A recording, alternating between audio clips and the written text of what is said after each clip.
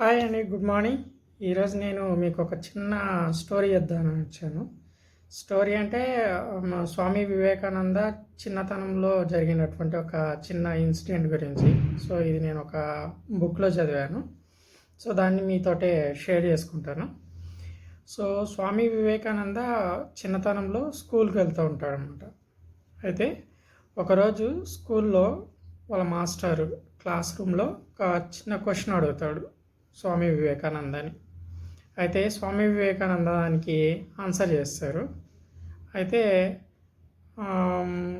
ఏదైతే టీచర్ ఎవరైతే ఉన్నారో ఆ టీచర్ ఏదో కొంచెం మెంటల్ టెన్షన్ తోటే ఉంటారనమాట. సమ్ ప్రాబ్లమ్స్ ఫేస్ చేస్తూ ఉంటాడు. సో ఆ ప్రాబ్లమ్స్ గురించి థింక్ చేస్తూ స్వామి వివేకానంద చెప్పిన ఆన్సర్ ఏదైతే ఉంటుందో ఆ ఆన్సర్ని పెద్దగా పట్టించుకోడు, లేదా పెద్దగా గమనించాడు. సో లేదా ఇన్ సమ్ కండిషన్స్లో ఆ పర్టికులర్ ఆన్సర్ అనేది ఆ టీచర్కి తప్పు అనిపిస్తుంది అనమాట. అంటే రైట్ ఆన్సర్ కాదు, తప్పు ఆన్సర్ అని టీచర్ అంటాడు. సో మళ్ళీ ఇంకొకసారి ఛాన్స్ ఇస్తున్నాను, ఈసారి కరెక్ట్ ఆన్సర్ చెప్పు, లేకుంటే పనిష్ చేస్తానని టీచర్ అంటారు. అప్పుడు స్వామి వివేకానంద మళ్ళీ సేమ్ అదే ఆన్సర్ ఇస్తారు. అంటే ఆన్సర్ ఏం చేంజ్ చేయకుండా సేమ్ అదే ఆన్సర్ని మళ్ళీ రిపీటెడ్గా టీచర్కి చెప్తాడు. సో అప్పుడు ఏమవుతుంది అంటే టీచర్కి కోపం వస్తుంది అనమాట. సో టీచర్కి కోపం వస్తే ఏం చేస్తాడంటే ఒక బెత్తం తీసుకొని స్వామి వివేకానందని కొడతాడనమాట. ఓకేనా. అప్పుడు స్వామి వివేకానంద బాధతోటి ఏడ్చుకుంటూ ఇంటికి వెళ్తాడు. అంటే స్వామి వివేకానంద చిన్నవాడు కదా, చిన్నతనంలో జరిగిన ఇన్సిడెంట్ కదా. సో స్వామి వివేకానంద ఏడ్చుకుంటూ ఇంటికి వెళ్తాడు అనమాట. ఇంటికి వెళ్ళి కోపంగా బుక్స్ బ్యాగ్ అన్నీ పక్కన పడేసి వాళ్ళ మదర్ తోటే చెప్తాడనమాట. మమ్మీ, నేను నెక్స్ట్ డే నుంచి ఇంకా స్కూల్కి వెళ్ళను. మా మాస్టర్ నేను కరెక్ట్ ఆన్సర్ చెప్పినా కానీ నన్ను కొట్టాడు. అందుకోసమని నేను నెక్స్ట్ డే నుంచి స్కూల్కి వెళ్ళను, మానేస్తున్నాను ఈరోజు నుంచి స్కూల్ అని చెప్పి స్వామి వివేకానంద చెప్తారనమాట వాళ్ళ మదర్ తోటి. అప్పుడు వాళ్ళ మదరు స్వామి వివేకానందని వారిస్తుంది అన్నమాట. వివేకానంద చిన్నపిల్లవాడు కదా, చిన్నపిల్లవాడికి అర్థమయ్యేటట్టుగా వాళ్ళ మదరు తనకి చెప్తుందన్నమాట. సో నువ్వు కరెక్ట్ ఆన్సరే చెప్పుండొచ్చు, బట్ కానీ నువ్వు చెప్పినటువంటి ఆన్సర్ ఏదైతే ఉందో అది ఒకటి పొలైట్ వేలో లేదు.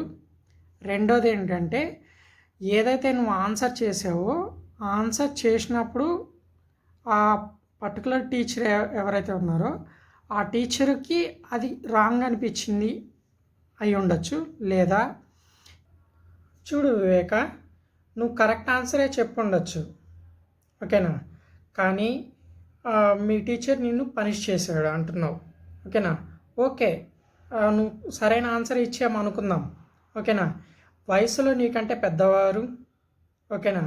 గురువులు దైవ సమానులు అంటారు. గురు బ్రహ్మ, గురు విష్ణు, గురుదేవో మహేశ్వర, గురు సాక్షాత్ పరబ్రహ్మ, తస్మై శ్రీ గురవే నమః అన్నారు. సో అంటే గురువుని దైవంతో పోల్చారు. అలాంటి దైవంతో పోల్చినటువంటి గురువు నువ్వు తప్పు చేస్తే దండించే హక్కు ఉంది, ఓకేనా. ఒకవేళ నువ్వు తప్పు చేయకపోయినా ఇన్ కేస్ బై మిస్టేక్ అంటే పొరపాటున దాన్ని అంటే నువ్వు చేసిన దాన్ని తప్పుగా అనుకొని టీచర్ నీకు పనిష్మెంట్ ఇచ్చినా నువ్వు ఆ సందర్భంలో ఆ చదువు మీద కానీ లేకుంటే ఆ చదువు చెప్పే టీచర్ మీద కానీ కక్ష కానీ ద్వేషం కానీ లేకుండా ఉంటే నేను చదువుకోనని, అంటే టీచర్ పనిష్మెంట్ ఇచ్చారు కాబట్టి నేను ఇక్కడి నుంచి చదువుకోనని కానీ ఇట్లాంటివి చెప్పకూడదు. ఎందుకంటే చదువు అనేటువంటిది ఏదైతే ఉంటుందో అంటే మనం చదువుకునే చదువే మనకి జ్ఞానాన్ని ఇస్తుంది. ఆ జ్ఞానమే మనల్ని సంస్కరిస్తుంది, దాంతోపాటు మనల్ని సమాజంలో ఒక గొప్పవాణిగా తీర్చిదిద్దుతుంది. అలాంటి గొప్ప వ్యక్తిగా మనల్ని తీర్చిదిద్దేటువంటి చదువు అనేటువంటిది మనం చిన్నతనంలో అభ్యసించినప్పుడు మాత్రమే మనం ఉన్నత స్థాయికి వెళ్తాం. అలాంటి ఉన్నత స్థాయికి వెళ్ళాల్సిన చదువుని కానీ చదువు చెప్పేటువంటి ఆ టీచర్ మీద కానీ ద్వేషాన్ని కానీ లేకపోతే చదువుకోనని కానీ లేకపోతే ఆ టీచర్ అంటే ఇష్టం లేదని కానీ ఇట్లాంటివి ఏవి చెప్పకూడదు, ఓకేనా. ఒకవేళ పొరపాటున ఏమైనా అట్లాంటి చిన్న చిన్న మిస్టేక్స్ జరగడం కామన్. నీకంటే వయసులో పెద్దవారు, ఓకేనా, నీకు దైవ సమానులైన వ్యక్తి నేను ఒక దెబ్బ కొడితే వచ్చిన నష్టం ఏంటి? ఆ దెబ్బ 4 రోజులకి మానిపోతుంది, ఓకేనా, శాశ్వతంగా ఉండదు.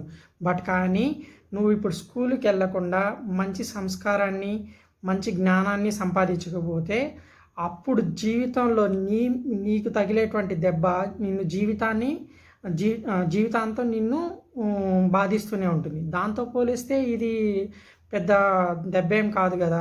ఒకవేళ ఇన్ కేసు రక్తం వచ్చేటట్టు దెబ్బ తగిలినా కానీ అది 4 రోజులకి మానిపోతుంది. అది నీ మీద ఎట్లాంటి ఎఫెక్ట్ని చూపించదు.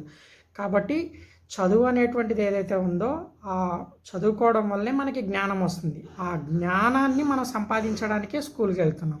ఆ జ్ఞానాన్ని అందించేటువంటి టీచరు కొన్ని సందర్భాల్లో మిస్టేక్ అర్థం చేసుకొని, అంటే తప్పుగా అర్థం చేసుకొని దండించినా నువ్వు దాన్ని ద్వేషం కింద తీసుకోకూడదు అని చెప్పి వాళ్ళ తల్లి చెప్తుంది అనమాట. సో దాన్ని దృష్టిలో పెట్టుకొని వివేకానంద రేపు స్కూల్కి వెళ్తాడు. నెక్స్ట్ డే స్కూల్కి వెళ్తాడు అనమాట. అప్పుడు వాళ్ళ టీచర్ దాన్ని రికగ్నైజ్ చేస్తాడు.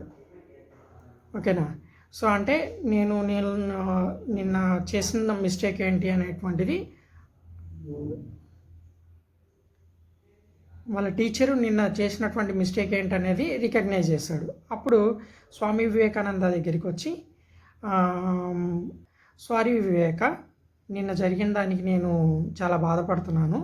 నేనే తప్పుగా అర్థం చేసుకున్నాను. నువ్వు చెప్పిన ఆన్సర్ కరెక్టే, కానీ బై మిస్టేక్ నేనే ఏదో టెన్షన్లో ఉండి నువ్వు ఇచ్చినటువంటి ఆన్సర్ తప్పు అని చెప్పి నేను నీకు పనిష్మెంట్ ఇచ్చాను, నన్ను క్షమించు అని చెప్పి వాళ్ళ టీచరు వివేకానందతో చెప్తాడనమాట. అప్పుడు వివేకానంద ఏమంటాడంటే, ఓకే సార్, మీరు ఏదైతే పనిష్మెంట్ ఇచ్చారో ఆ పనిష్మెంట్ నా మంచి కోసమే ఇచ్చారు, నేను దాన్ని ఏం తప్పుగా అనుకోవట్లేదు. అయితే మీరు నన్ను ప్రతిరోజు కొట్టండి, కావాలంటే నేను మీ క్యాబిన్ దగ్గరికి వస్తాను, మీరు నన్ను ప్రతిరోజు పనిష్ చేయండి. అయితే ఒక కండిషన్ మాత్రం అప్లై అవుతుంది. ఆ కండిషన్ ఏంటంటే, మీరు ఇచ్చేటువంటి పనిష్మెంట్ ఏదైతే ఉంటుందో ఆ పనిష్మెంట్ నుంచి నేను కరెక్ట్ స్టేజ్ నుంచి కరెక్ట్ స్టేజ్కి కన్వర్ట్ అవ్వాలి. ఓకేనా. అంటే మీరు ప్రతిరోజు పనిష్మెంట్ ఇచ్చినా కానీ, మీరు ప్రతిరోజు నన్ను కొట్టినా కానీ నేను కొట్టించుకోవడానికి రెడీగా ఉన్నాను. కానీ నేను ఏదైతే మీరు నాకు పనిష్మెంట్ ఇస్తారో ఆ పనిష్మెంట్ నుంచి నేను కరెక్ట్ స్టేట్ నుంచి కరెక్ట్ స్టేట్కి మారాలి. అలా అయితే మీరు రోజు నాకు పనిష్మెంట్ ఇచ్చినా కానీ నాకు ఎట్లాంటి బాధ లేదు. ఎందుకు అంటే మీరు ఏదైతే నాకు పనిష్మెంట్ ఇస్తారో అది కేవలం ఫిజికల్ సఫరింగ్ మాత్రమే. అంటే ఆ ఫిజికల్ సఫరింగ్ నాకు మేబీ మీరు ఇచ్చేటువంటి ఫిజికల్ సఫరింగ్ అనేది 1 వీక్ ఉండొచ్చు, లేకపోతే 1 మంత్ ఉండొచ్చు, లేకపోతే 1 ఇయర్ ఉండొచ్చు. బట్ కానీ ఏదైతే నేను తప్పు చేస్తానో ఆ తప్పుకు మీరు నాకు పనిష్మెంట్ ఇవ్వకపోతే ఆ తప్పుని నేను కరెక్ట్ అనుకునేటువంటి ఛాన్స్ ఉంది. దానివలన ఆ తప్పుని నేను నా జీవితంలో కంటిన్యూ చేయొచ్చు. దానివలన నేను మెంటల్ సఫరింగ్ని ఫేస్ చేస్తాను నా జీవితంలో. సో ఫిజికల్ సఫరింగ్తో పోలిస్తే మెంటల్ సఫరింగ్ అనేటువంటిది జీవితాంతం బాధిస్తుంది. సో దానివలన నేను నా జీవితాన్ని కూడా కోల్పోయే అవకాశం ఉంది. కాబట్టి మెంటల్ సఫరింగ్తో పోలిస్తే ఫిజికల్ సఫరింగ్ అనేటువంటిది చాలా తక్కువ. కాబట్టి మీరు ప్రతిరోజు నాకు ఫిజికల్ సఫరింగ్ ఇచ్చినా కానీ నేను దానికి ఎట్లాంటి బాధ పడను.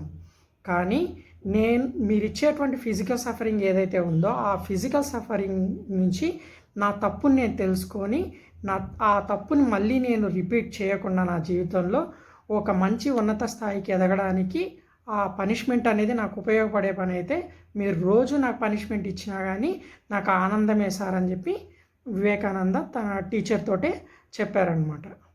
ఓకేనా. సో దీన్ని బట్టి ఏమర్థమవుతుంది అంటే చదువు అనేటువంటిది జ్ఞానాన్ని ప్రసాదిస్తుంది.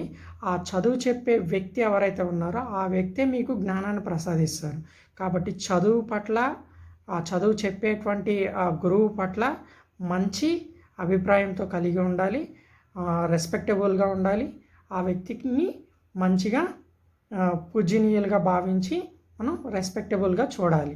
ఓకేనా. ద్వేషాన్ని కానీ, చదువు మీద ద్వేషాన్ని కానీ, చదువు చెప్పే వ్యక్తి మీద ద్వేషాన్ని కానీ ఎప్పుడు కూడా పెంచుకోకుండా మనం ముందుకెళ్ళాలి. అప్పుడే మనం ఉన్నత స్థాయికి ఎదుగుతాం. ఫిజికల్ సఫరింగ్తో పోలిస్తే మెంటల్ సఫరింగ్ అనేది చాలా అంటే చాలా ప్రమాదకరమైనది. ఈ భూమి మీద మీరు ఒక విషయం గుర్తుపెట్టుకోండి, ఫిజికల్ సఫరింగ్ వలన రోగాలు వచ్చిన వాళ్ళు మ్యాక్సిమం ఎవరు ఉండరు. చూడండి, మీరు మామూలుగా నార్మల్గా బయట లేబర్స్ ఎంతో హార్డ్ వర్క్ చేస్తూ ఉంటారు, ఓకేనా. వాళ్ళకి ఎట్లాంటి రోగాలు రావు. ఎలాంటి హార్డ్ వర్క్ చేయకుండా ఓన్లీ ఫిజికల్ వర్క్ కాకుండా నార్మల్గా బ్రెయిన్ తోటి వర్క్ చేసే వాళ్ళు ఎవరైతే ఉంటారో, అంటే కూర్చొని వర్క్ చేసే వాళ్ళు ఎవరైనా ఉంటారో వాళ్ళకే అన్ని రోగాలు వస్తూ ఉంటాయి. అంటే ఈ భూమి మీద మెంటల్ సఫరింగ్ అనేటువంటిది చాలా చాలా ప్రమాదం. అది చాలా అనారోగ్య సమస్యలకి కారణం అవుతుంది.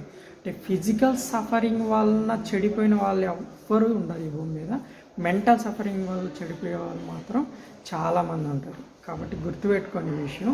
సో ఫిజికల్ సఫరింగ్తో పోలిస్తే మెంటల్ సఫరింగ్ అనేది చాలా ప్రమాదకరమైనది.